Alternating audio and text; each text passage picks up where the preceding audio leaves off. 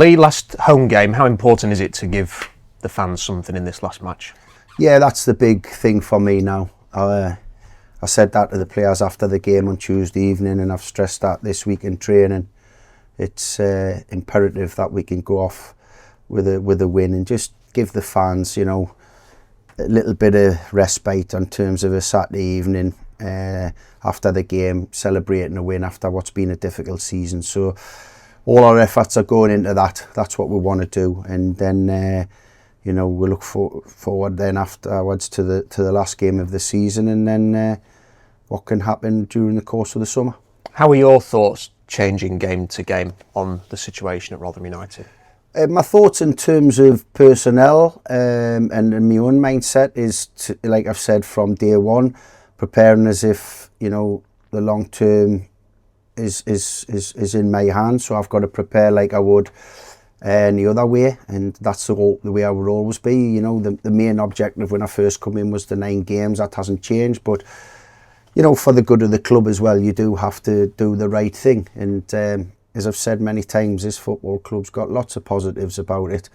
Lots of great people, great set of fans. You know, what's happened on the pitch hasn't been good enough. Everyone knows that, everyone's aware of that. But you still have to do the right things in preparation for what will be a huge summer and then obviously a fresh season. You've only got this press conference and one more where we're going to ask you about what the future is. Do you think it'd be beneficial? I mean, would you prefer to know as soon as possible, really, what exactly the plan is? Listen, it's difficult. It's understand what's going on. There's communication all the time, as I've said many times. Every single day, I mean, communication with the chairman, face-to-face, phone call, WhatsApp message, whatever. We're always in communication, and the same with other people behind the scenes. So, no, it's and you've got to I still like to keep the focus on the games. Doesn't matter what the scenario is and where we're at. You know, these have to be that focus and still trying to do the right things and deliver the right things to the players in preparation for the game. And that's what we're doing. But obviously, in the background, still having ongoing conversations. What does this group, with the players that you've got available to you, need to do better in this game to get that home win that everyone craves? Well, they just don't have to play with the fear they did in the first half. If they go and play like they did in the second half for the full game, they'll get the result, because we created numerous chances against a very good Luton side, who probably in terms of how they passed the ball and how they moved, probably the best team we've faced since I've been the manager. Certainly in the first half, I think we made that a bit easier for them as well, because I like the saying, respect your opponent but don't fear them, and I think we done both. We respected them, but we feared them a little bit in the first half. We respected them second half but didn't fear them, and we created lots of chances. So if my players can give us that intensity without the ball, if we can do that over the course of the full game, it gives ourselves a good chance of hopefully finishing the season at home on with a win.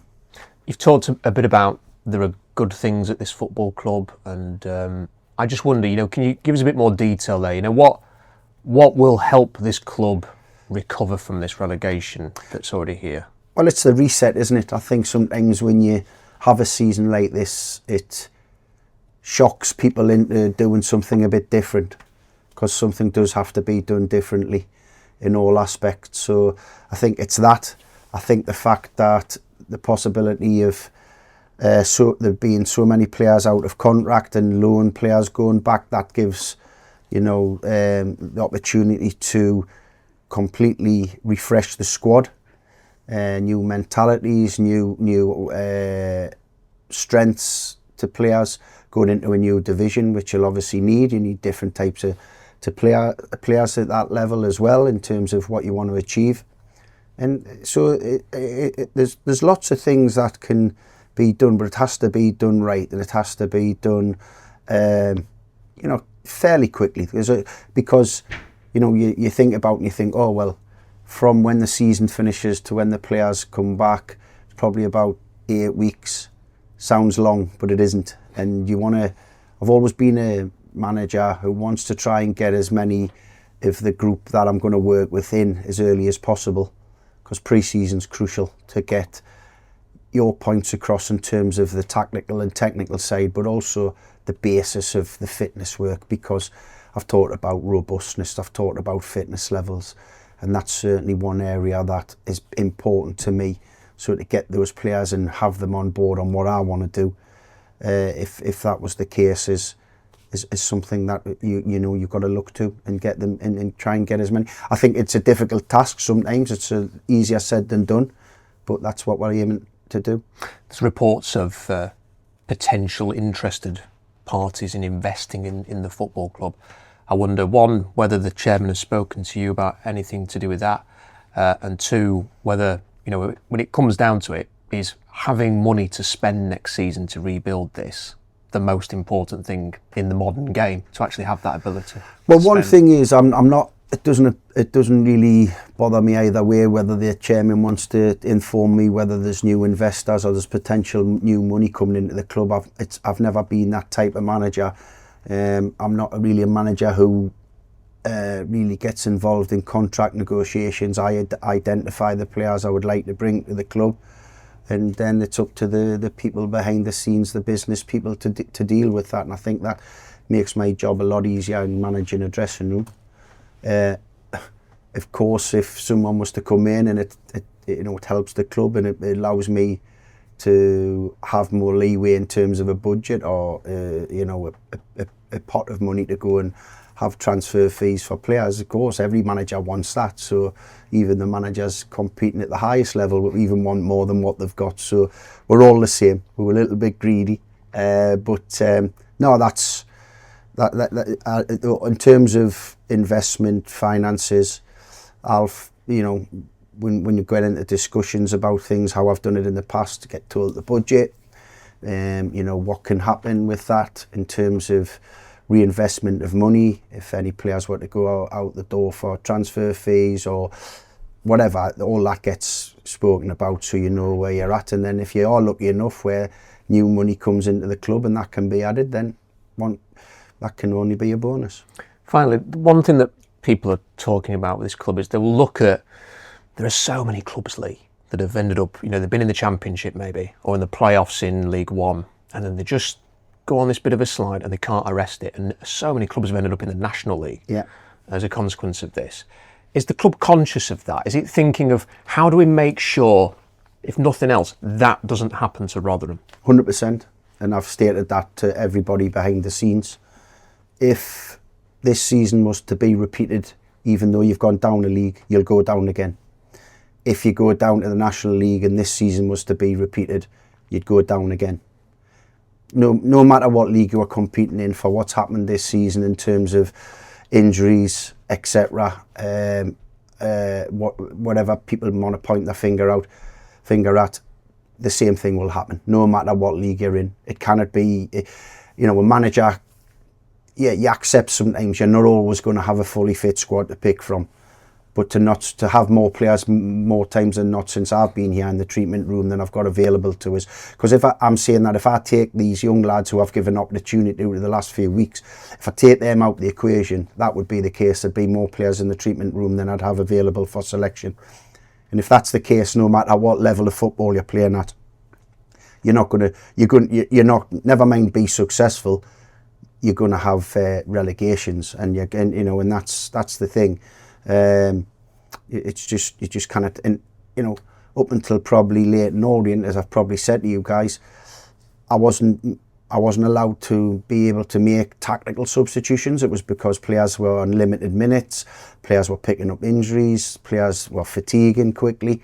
So that as a manager, you're hamstrung straight away, because you've got options on the bench, but that you're having to change things even before the game with that scenario. So you're 100% right, but everybody at the football club's aware, especially everybody I speak to, because I stress that point, and but they are aware of it. So yeah, I think everyone's realised this season cannot be repeated.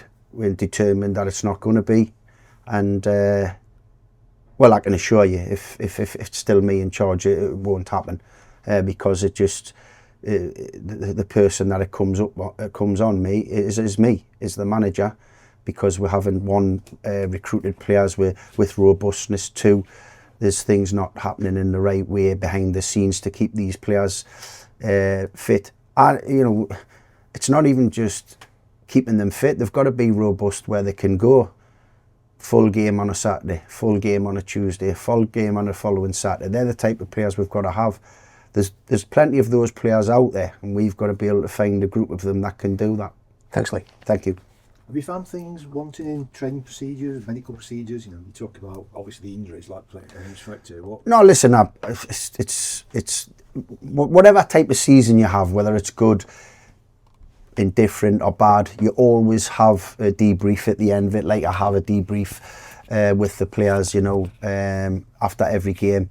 So we'll be having a debrief as a staff to talk about where we think things have gone wrong. Some are really obvious, I think, but obviously other things you just have that conversation, and then you make sure that you put practices in place where it cannot happen again, because as I've just said, you would just be following the same course the following season if it was to be repeated. Yeah. You knew you were coming into a tough gig. What's been the single hardest thing? Yeah, the injuries. I've never experienced anything like it, either as a player, coach or manager, at any level. So, and it just leaves you so, is isolated the right word? Just leaves you in limbo, really, because you know you're picking teams, and I don't enjoy putting square pegs in round holes, but I've had to do that sometimes. At Wigan, I had to, because of no really left-footed defenders, I went with a system that I'm not a particular fan of, and that, you know, so it puts you in a position where you're having to do things that are quite not what you really want to do, and it's basically in the first few games, or the first 4 or 5 games, it was basically no point as having a substitutes bench, because I wasn't making any tactical substitutions. It was just substitutions that some were being put before us because I knew players had limited amount of time on the pitch, and other ones where an injury was picked up, or 2 injuries, and then you're completely restricted. So that's been the toughest thing, and that's given me a clear understanding of why I came in the first place, and why things were difficult when I came in, and you know that hasn't improved, and you know it means that the situation doesn't improve.